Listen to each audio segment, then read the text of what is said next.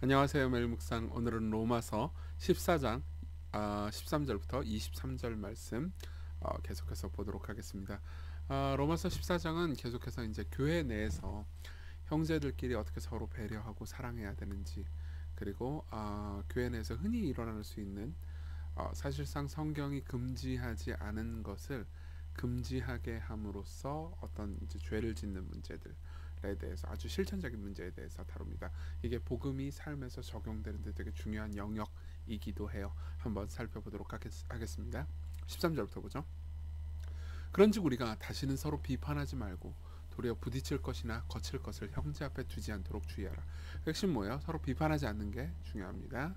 그러고 나서 14절에서 말합니다. 내가 주 예수 안에서 알고 확신하노니 무엇이든지 스스로 속된 것이 없되 다만 속되게 여기는 그 사람에게는 속되니라. 그러니까 그때 당시 이런 문제가 있었던 거죠. 어제도 얘기했지만은 이제 고기 먹는 문제, 어떤 먹는 문제나 마시는 문제, 이런 거에 대해서 이제 속되게 여기는 영역이 있는 겁니다. 이제 좀 약간 민감한 문제긴 하지만 제가 예를 술로 들겠습니다. 성경은 엄밀히 술을 금지한 적이 없습니다. 누군가는 이 얘기를 듣고 환호를 할지도 모릅니다. 오, 술 마셔도 된다. 근데 참고로 저는 절대 술을 마시지 않습니다. 죽을 때까지 아마 안 마실 거예요. 그렇지만 저는 술을 마시는 것을 죄라고 생각하지 않습니다. 왜 그러냐? 좀 설명해 드릴게요. 근데 만일 음식으로 말미암아 네 형제가 근심하게 되면 이는 네가 사랑으로 행하지 아니함이라. 그리스도께서 대신하여 죽으신 형제를 네 음식으로 망하게 하지 말라. 자, 그때 당시 이런 게 있었던 거예요. 그러니까 돼지고기는 유대인들이 안 먹었죠. 근데 돼지고기를 먹는 게 죄가 맞아요, 아니에요? 아니에요. 그런데 생각해보세요. 돼지고기를 먹는 게 죄가 아니잖아. 먹어도 되지. 그러면서 교회에서 점심 식사할 때 이제 돼지고기를 절대 먹지 않는 이 유대인 형제를 앞에 두고 막 제육볶음을 맛있게 먹고 있어요. 그럼 어떻게 돼요? 상대방은 아직 신앙이 연약하고 잘 모른단 말이에요. 그런 걸 보면서 아니 저거 좀 잘못된 것 같은데, 그러면서 뭐예요? 이제 이렇게 먹어도 되나? 저거 잘못된 건가? 뭐 생각하면서 굉장히 이제 마음이 어려워질 수 있단 말이에요. 흔히 있을 수 있죠. 술 문제도 생각해 보세요. 제가 여러분들한테 뭐 여러분들 앞에서 이제 밥 먹을 때 막 소주를 한 잔 기울이면서 약간 알딸딸한 상태에서 말한다고 생각해 보세요. 여러분 당장 이 문제에 있어서 좀 간단한 문제가 아니라는 것을 알게 될 겁니다. 제가 만약 그렇게 하잖아요. 그럼 여러분들을 사랑으로 대하는 게 아닌 거죠. 배려하는 게 아닌 거죠. 네. 그러므로 너희의 선한 것이 비방을 받지 않게 하라. 그러니까 무슨 말이냐면 먹는 것이 잘못된 게 아닌데 그러면 그런 것 때문에 그러니까 스스로 책 잡힐 일을 하지 말라는 거죠. 그러니까 핵심 뭐냐면 15절에서 말하는 것처럼 사랑으로 행하는 게 중요한 겁니다. 하나님 나라는 먹는 것과 마시는 것이 아니고 오직 성령 안에 있는 의와 평강과 희락이라. 무슨 말입니까? 뭘 먹는 것과 먹지 않는 것, 이게 하나님 나라가 아니고, 하나님께서 원래 우리에게 주고자 하셨던 하나님 나라는요, 의와 평강과 희락의 기쁨이 넘치는 세상입니다. 근데 성경이 명백하게 금지하지도 않은 걸 가지고 막 금지하거나 혹은 그걸 막 맘대로 막 사람들 앞에서 남용하거나 함으로써 형제를 실족시키는 것은 의와 평강과 무엇보다 희락이 아니죠. 그러면서 이로써 그리스도를 섬기는 자는 하나님을 기쁘시게 하며 사람들에게도 칭찬을 받죠. 그러니까 저 같은 경우에는 이렇게 하고 싶은 겁니다. 술을 마시는 것 때문에 하나님께서 저를 정죄하실 거라고 생각하지 않습니다. 그러나 저는 마시지 않을 겁니다. 형제 자매들을 위해서요. 그리고 그것이 제가, 그러니까 안 마시는 것이 제가 율법을 어기는 거야 라고 생각하기 때문이 아니고, 내가 형제들을 섬기기 위해서 안 마셔야지 라고 마음을 먹으면서 하나님을 기쁘시게 하고, 그리고 하나님께서 저는 그걸 기쁘게 느낄 거라고 하고, 기쁘게 느끼실 거라고 믿습니다. 그리고 사람들에게도 칭찬을 받겠죠.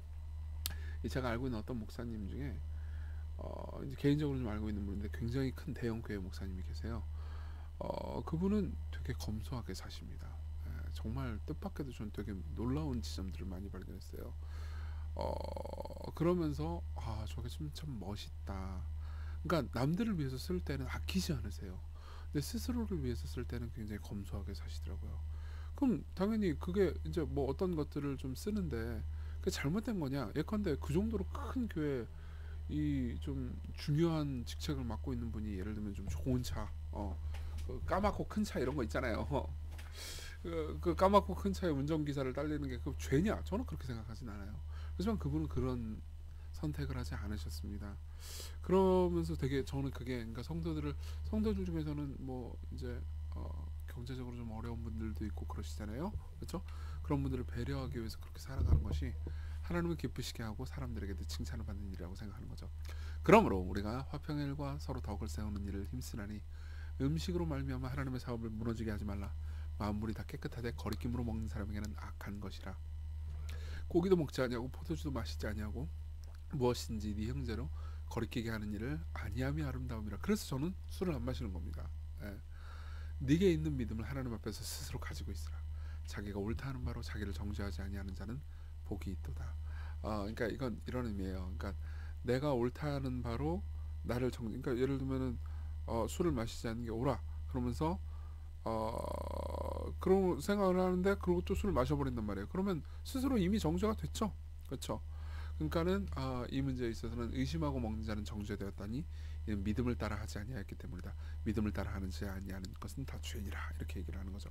그러니까 이런 상황에서 그러니까 이거는 이제 22절 23절에 이런 얘기를 하고 있는 거예요. 그러니까 성경이 딱히 그 고기를 먹는 걸 죄라고 정죄하지 않거든요. 근데 이제 그런 상황에서 의심하면서 이거 죄 아닐까라고 생각하면 이미 정죄를 받잖아요. 그죠?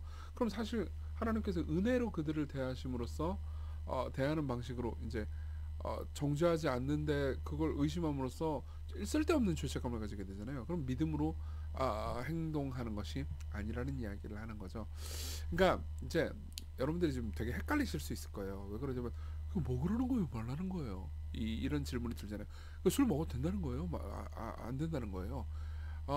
답은 이겁니다. 그러니까 사랑으로 행하십시오. 무슨 말이냐면 여러분들이 술을 안 먹는다고 해가지고 더 의롭다거나 술을 먹는다고 해서 뭐 죄악되거나 그렇게 얘기하고 싶은 게 아닙니다. 예. 여러분들이 막 술 먹는 거 죄 아니야? 그러면서 무서워하면서 술을 먹잖아요. 그러면 여러분들은 믿음을 따라 하지 않는 것이기 때문에 오히려 믿음이 없는 것 때문에 죄라고 말할 수도 있습니다. 그러나 이런 거죠. 진짜로 여러분들이 행해야 되는 것은 뭐냐면은 사랑으로 행해야 된다는 거예요. 그러니까 단순히 옳고 그르고 이게 죄냐 아니냐 이런 걸 따라서 행하지 말고 사랑으로 내가 적극적으로 뭔가 희생하면서 행하라는 거죠. 예를 들면 제가 뭐 연애 상담 같은 거 할 때 그런 얘기 되게 많이 듣는단 말이에요. 스킨십 어디까지 돼요? 그러니까 그럼 뭐 어디까지 선을 나눠주면은 이렇게 거기서 넘어가면 죄고 어디까지면 죄가 아닌가 이런 거 되게 많이 물어보는데 생각해보면 이건 사랑으로 행동할 생각은 없는 거예요. 그러니까 어떻게 하면 상대를 사랑하면서 상대의 순결을 지켜주면서 함께 좋은 연애 생활을 하다가 결혼에 이를 수 있을까요? 이렇게 생각하면 좀 다를 거 아닙니까? 그렇죠? 교회 내에서 뭘 해도 돼요? 뭘 하면 안 돼요? 교회 내에서 뭐 어떤 특정한 뭐 모임이나 이런 거에 대해서 어떻게 생각해야 되나요? 이런 것들도 다 마찬가지예요. 사랑으로 행해야 되는 게 많습니다. 특정한 모임을 참여 안 하면 죄인가요? 여러분 보세요. 뭐 주일 예배, 주일에 이제 공예배를 드리는 거 주일 성수와 관련된 거니까는 죄라고 말할 수 있겠죠. 근데 뭐 어떤 소그룹 모임이라든가 책 모임이라든가 이런 것들을 할 때는 그걸 특별히 참여하거나 참여하지 않는다고 해가지고 뭐 여러분들이 탁구 대회를 참여하지 않는다고 해서 그게 죄냐? 아니에요. 전혀 그렇지 않습니다. 그렇지만 여러분들은요 누군가를 배려할 수 있습니다. 여러분들이 형제 자매를 섬기면서 행할 수 있습니다. 예. 그렇지 않을 수도 있죠. 그냥 자기의 이기적인 생각만으로 무언가를 할 수 있죠. 그러지 말라는 거예요. 사랑으로 모든 걸 행하십시오. 그래서 저는요 사랑으로 행하기 위해서 술을 안 먹거나 어떤 저런 행동들을 하는 거죠. 그러니까 여러분들이 이렇게 생각할 수 있어요. 너는 목사니까 그렇지. 아니에요. 이 명령들은 목사에게 한 명령이 아닙니다. 여러분들 모두에게 한 명령이죠. 여러분 한번 생각을 해보십시오. 그리스도인으로서 내가 형제를 섬기기 위해서 죄가 아닌데도 불구하고 스스로 기쁨으로 금지할 수 있는 게 뭘까? 이런 걸 한번 생각해 보십시오. 예. 자, 적용을 해볼까요? 첫째는 율법주의적으로 형제자매를 대하지 않는 겁니다. 그렇다고 해서 고기를 먹는다고 정죄하지도 마십시오. 그리고 술을 먹는다고 정죄하지도 마십시오. 술을 안 먹는다고 해가지고 막 우월감을 가지지 마십시오. 팀켈러 목사님이 한 얘기 중에서는 되게 재밌는 얘기가 있어요. 슬픈 이야기이기도 하죠. 나는 예전에 여자가 화장하는 것이 죄라고 가르쳤던 교회에서 자란 어떤 여고생을 알고 지낸 적이 있다. 하지만 그녀는 다른 교회에서 자란 학교 또래의 압력으로 아침에 집을 나서는 화장을 했고 집에 돌아가기 전에 화장을 지웠다. 성경 어디에도 화장을 금지하는 내용은 없지만 그녀는 이 일로 양심의 가책을 받았다. 그녀는 화장에 대해서 확신이 없었다. 영적으로 그녀는 하나님께 성실하기보다는 친구들의 인기를 택했다. 그 결과, 그 믿음으로 행하지 않은 거죠. 예. 그녀는 하나님의 뜻에 위배되는 성적인 문란에 훨씬 쉽게 빠져들고 말았다. 그러니까 내가 어떤 하나님 앞에서 늘 쓸데없이 죄책감을 가지게 된단 말이에요. 그러다 보니까는 나는 죄인이야, 나는 잘못했어. 그러니까 에라 모르겠다, 계속 잘못해야지, 이런 생각을 가지게 된 거예요. 그러니까 잘못 배운 그리스도인 친구들이 그녀의 원칙을 조롱하자 결국 어떻게 돼요? 쉽게 죄에 걸려 넘어지고 만 거죠. 이런 일이 있는 겁니다. 율법주의적으로 남들을 정죄하는 방식으로 대하지 마십시오. 사랑하십시오. 두 번째입니다. 그 형제를 위해서 그리스도께서 어떤 일을 행하셨는지를 묵상해 봅시다. 이건 여러분들을 위해서 그리스도께서 행하신 일입니다. 그분은 그 형제를 위해서 대신해서 죽으셨습니다. 그분은요, 먹고 마시는 것을 금지하거나 이렇게 괴롭히기 위해서가 아니고 의와 평강과 희락을 주려고 이 땅에 오셨어요. 여러분들을 불행하게 만들기 위해서 이 땅에 오신 게 아니었어요. 행복하게 만드시려고 오신 거죠. 예. 그렇기 때문에 우리는요, 이웃과 교회를 따라서 대할 때는 늘 사랑을 따라 대하게 하고, 우리 자신을 대할 때는 믿음에 따라 행하게 하면 됩니다. 그러니까 무슨 말인지 바꿔서 얘기해 볼게요. 자기 자신을 대할 때는 엄격하십시오. 네. 할 수 있는 거라고 해가지고 다 하지 마십시오. 형제를 사랑하면서 자기의 행동을 제한하십시오. 그렇지만 이웃을 대할 때는 관대해지십시오. 이게 주께서 주신 가르침입니다. 우리 같이 기도할 때 성경이 명하지도 않는 내용을 통해서 성도들을 정죄하거나 우월감을 가지지 않게 해달라고, 자기 일을 죽여달라고, 그리고 하나님의 선하신 성품을 확신하면서 사랑을 따라서 행할 수 있도록 인도해달라고, 믿음으로 살아갈 수 있게 해달라고 같이 기도합시다.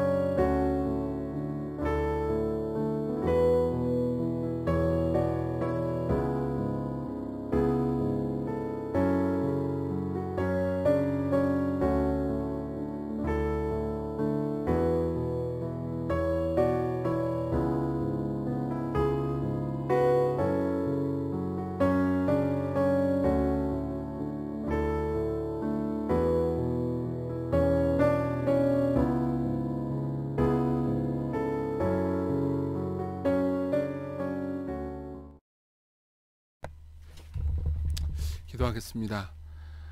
자비로우신 주님, 우리를 사랑하셔서 자유케 하시고 은혜 안에서 기쁨을 추구하게 하시니 감사합니다.